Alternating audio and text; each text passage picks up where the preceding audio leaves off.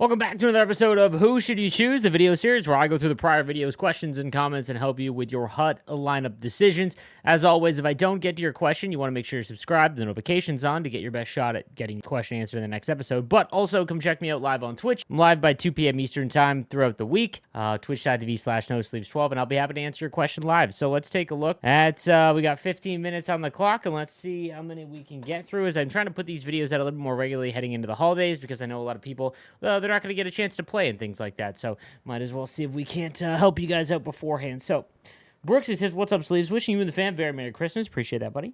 I have 11 power-up collectibles, but I need to power up Lindros and Gretzky 19 total. I only have time to get 5 wins in champs, so should I burn through my fodder to get the collectibles to build up those guys, or wait and slowly do them while keeping Team of the Year in mind?" I'm in this exact predicament. So I got Eichel and Jack Hughes X Factor on my no money spent team, and I want to upgrade both of them. I do. I think that with the changes to wheels and faster players, I think Jack Hughes now becomes a much better option, and Eichel is just built different. There's something about Jack Eichel cards, but it's going to cost me like 20 power collectibles. So my thought was, okay, I'll use my 10 Hut Champs collectibles on power collectibles. But then I thought, like, what am I rushing for?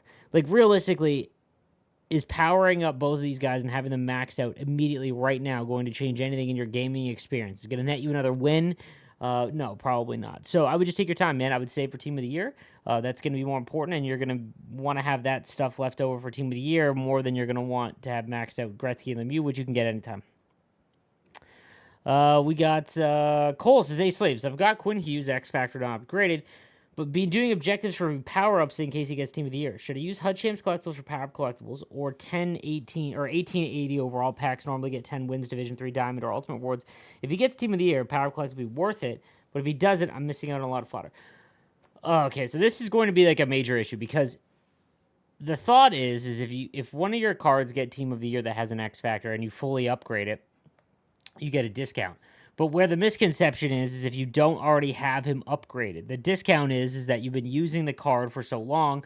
Let's take Jack Hughes. No, let's use Connor McDavid. Let's say you pack Connor McDavid the first month, right? Like the first month you got Connor McDavid. You've been upgrading the whole time, as you should, because he's one of the best cards in the game. And then let's say Team of the Year comes out and Connor McDavid gets a Team of the Year card. So now you get a significant discount because you've already got it upgraded. A lot of people think, well, I have an X factor of a card that could get Team of the Year, like Quinn Hughes, right? Now you've got to spend X amount of resources and coins to power up that card to get the discount. It's almost never going to be that big of a discount, if any at all. So, in all honesty, I wouldn't rush out to make Quinn Hughes X Factor because if he doesn't get it, you're screwed. That you 100% know that if you make Quinn Hughes and you power him up and he does not get a Team of the Year card, there is nothing you can do, and you're probably not going to have a shot at making another Team of the Year card. But if you make fodder and Quinn Hughes does get it, then maybe you can, adjust and see how many free power collectibles are able to be made, that kind of thing, and upgrade. Or you can then invest and see how much it's going to cost. So just play it safe. Hey, Sleeves, Merry Christmas. Is Icon Gordie Howe worth grabbing? I seen him in the auction house for just under 400K, thinking of pulling the trigger. Not chasing after anything right now, as I have all the team builders, Mario, Gretzky, X Factor, Hughes, and McDavid. I should be able to make all Team of the Year, but I'm only going to get McDavid and Hughes if he gets one because I don't want a full team of players that I need to basically have in. Respect that, by the way. There's no rush. So I've talked about this quite a bit. Gordie Howe and Mario and Gretzky are going to continue to fall in price. At some point, they will bottom out. Gordie Howe could get to 300K maybe, and Mario and Gretzky could get to 500K, but I don't know if it'll ever get that low. The problem is that everyone can make these cards. Like, the change this year to Icons, which is a good one in my opinion, is that no matter what, you are guaranteed. Like, you can go and guarantee yourself, you save up enough untradeable cards or tradable cards, however, and you make the Icons, you will get those cards. Which means more of the player base than ever. And if you've been watching my videos, I walked you through step-by-step on how to get it very quickly, or not very quickly, but in about 6 weeks, then, they're just going to keep falling in price because not many people need them. And you don't need them tradable. Like, that's the thing. Like, getting Mario, Gretzky, and Howe tradable is kind of pointless because no matter what, they're going to be 99 overall. And if you keep playing the game, then they're going to be among the best cards. So, I would just wait for Howe. Do you think Matthews has a shot at Team of the Year? No, unfortunately. Last season was, there's a reason why Marner's is the X Factor this year. Matthews is having a fantastic year this season, but last season was just an underperformance by his standards. Long time viewer, keep up the good work. Thank you, my man. What's your most memorable Christmas present, and who's your pick for World Junior Tourney win an MVP? Okay. I love this question. My most memorable Christmas present. So without thinking, like the first thing that came to mind is my old man was kind of stingy, maybe work for anything that I got essentially, and I remember being like 10. I'd have to do you could go back and look at the launch of PlayStation 2, and my dad had just married my stepmom. I have an older stepbrother, and I remember him opening up a PlayStation 2, and this is the launch year, and being blown away. Like if you went back and looked, I want to say those consoles were like $500-600, and in 2000, $600 is an astronomical price for a console. Like if I don't know what the exact inflation of that would be, but it'd probably be close to $1,000. Like just in terms of how video games are and what they cost now. And I remember losing my mind because at least if he got one, then I could play, once in a while. I will never forget when I opened up my Christmas present, and I don't know, I don't even know what the other thing was that I got. And he walked downstairs with a second PlayStation 2. And I remember this was at the height of me being obsessed with Metal Gear Solid, and Sons of Liberty was a launch game, I believe. And I remember, getting Sons of Liberty, and just one of my favorite Christmas presents of all time. 100%, just great time. And who's my pick for World Junior MVP? I am Canadian. I took a lot of heat for this, by the way. I tweeted out that the American World Junior team is not your dad's American World Junior team. Like, the U.S. has never had this much talent in the NHL. And you see it in the drafts. Like, half of the draft is now U.S.-born players. I think that this year's Team Canada lacks Bedard and someone of extreme high-end skill.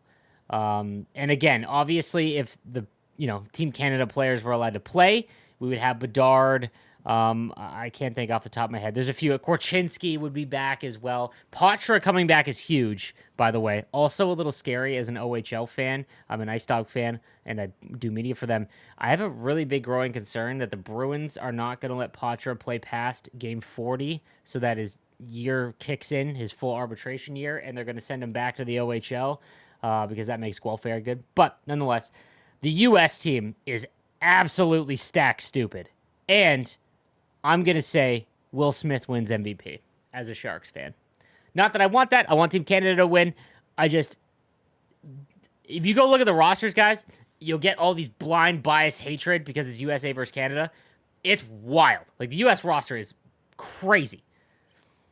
Ace Sleeps, I have a question about your Sharks. Sorry, they've been slowly losing a shot at Mac. They did lose to the Kings last night, and I loved it.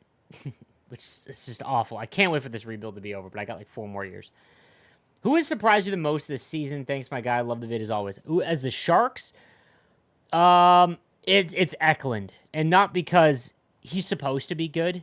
Eklund's defensive ability and forecheck for being so small is incredible. He is going to be on the level. Like, his hockey IQ is nuts. Like, if you watch a Sharks game and you did not know anyone, you just had blank names, right? You couldn't see. Him and Hurdle are the only difference makers on that team. And every time he has the puck, he's creating something. And when he doesn't have the puck, he's just hounding it. Like, his defensive game and forecheck with his stick is unlike many I've seen in a young player. And thank God, because if he was not a bona fide top line or top 6 player in the NHL, the Sharks rebuild would be even another year behind. And no, so Eklund is the real deal. For anyone that doesn't watch Sharks games, he is probably going to be... what would his comp be? I want to say Kaprizov because he's so shifty. But I don't know if he has... It might be Kaprizov. I have Makar and McDavid X Factor. Do you think there's any point of doing X Factors anymore? No, I honestly don't. Like, honestly, you're losing 50 players or whatever you're cashing in. No, because like I mentioned earlier, even if you got a Team of the Year X Factor, you have to then pay to upgrade it fully. So no, there's no point. There's no point. Ace Sleeves, I have 2 questions about what to expect going forward in Hut. I have a very good team, but as happened with you, some of these players are getting stale for me. Is there anything you can do about untradeable 88 plus cards to mix things up, or will we eventually be able to trade them in? We will eventually be able to trade them in, but captain cards specifically, we're screwed. We have to wait until 88 overalls are able to trade in, and that might not be until February. If progression stays exactly the same, it's been about +1 a month for trade in, and that sucks, you know. Second, what do you do with your upgradable event items from past events that you're downgraded? For example, is there a benefit to holding on to Gallery of Greats, Crosby, Ovi, New Gen Faber, etc., who may never make your lineup again, or do I just use them for trade-in for Team of the Year events and builders? Keep the great work. So what I'm doing is I'm throwing all past Master Set players into the storage set because if they're at 82 overall, you're not getting anything for them, so you might as well keep them. They have cool card art. You never know what EA will do in the future. This content team is just trying to reinvent the wheel more often than not, and they might come out with something where like an Ovechkin comes out or a Crosby comes out, and it's like you can save some by trading in a Gallery of Greats Crosby, for example. And I don't want to miss out on that, you know. So like maybe there's a team of the season, and you can trade in that card maxed out, and it won't be that much of a discount, but it guarantees you that card. That's why I'm keeping them. Secondly, all of the next gen cards, guys, keep them. If they have the Calder Watch sticker, keep them. Bedard's going to win the Calder one likely, but you never know. He might get injured. And if you have those cards, I wish I would have stressed harder at the time to make all of them because they were so cheap to make because you can't make them now. You might end up with a 99 in your hands that you can upgrade in the future. So I especially wouldn't trade in any of the next gen cards. Hey, Sleeves, I've never played Hut long enough in previous years to get to Team of the Year. Do they normally have objectives and extra collectibles like every other event, or is it all about how much fodder you can collect ahead of time? So it's mostly fodder. And how it works is like you'll be able to make, let's say a card costs 40 collectibles to make, like Team of the Year. You'll be able to make maybe 5 to 10. Like, that's usually what they do. They don't get it where you can make a free one. They'll never do that. But they will make it where you get like 25% off. So that's important to remember. Good day, so just wondering if I should build the Captain Sakic or Stamkos. Either one would be my fourth line, Stammer replacing Iginla or Sakic replacing Francis. Thanks for all the content throughout the year and hard work you put in with a daily grind. Hope you have a great holidays with your family. Thank you, man. No, not worth it. Not worth it. Guys, your fourth line barely plays. It's essentially like, I would always stress your fourth line should be your favorite players that you don't trust to be in your lineup higher. That's not worth it, no. Also, like, Stamkos, no, they're not.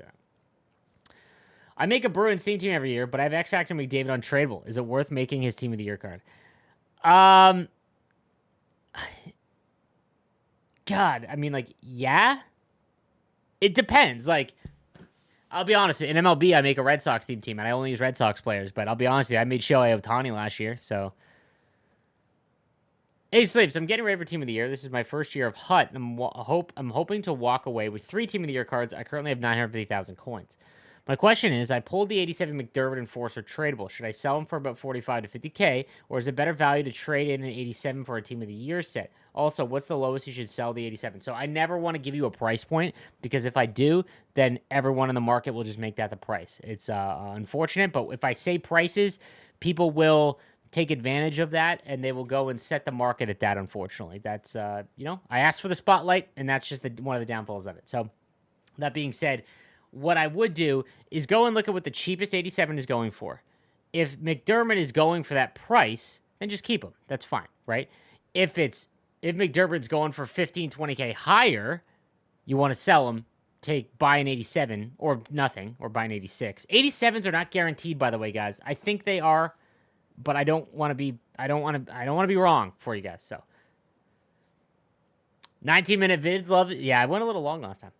Yo, Sleeves, after you mentioning Lit versus Grit, I was wondering if you think they should bring back dual personality events, where there are polar opposite MSPs that could accommodate different playstyles. Been heavily leaning into certain strats like Lit versus Grit did. The event wasn't great, as the Grit cards had little use, but with abilities now, could be great. Do you think an event like that in 24 could be successful? Call it Danglers versus Manglers. Yeah, absolutely. I think that one of the things that is not utilized and is overlooked by the player base as well as the dev team is what abilities allow them to do.